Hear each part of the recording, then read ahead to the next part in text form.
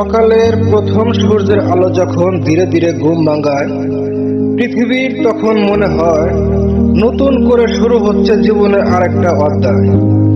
পাখির মিষ্টি ডাক, গাছের পাতা, বাতাসের মৃদু স্পর্শ, সব মিলিয়ে প্রকৃতির যেন বলে, শান্ত হও, আমি আছি।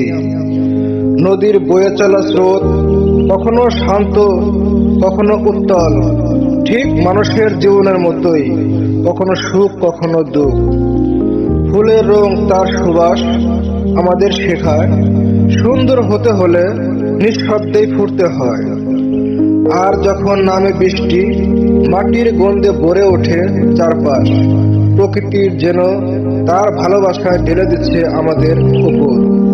পাহাড়ের নীরবতা, সমুদ্রের গভীরতা, সবকিছুতে লুকিয়ে আছে এক অজানা রহস্য। প্রকৃতি শুধু সৌন্দর্য নয়, এটা এক শিক্ষা, এক অনুভূতি, একটা নিঃশব্দ উপদেশ, যা কিছু আছে তা নিয়ে সুখে থাকুন।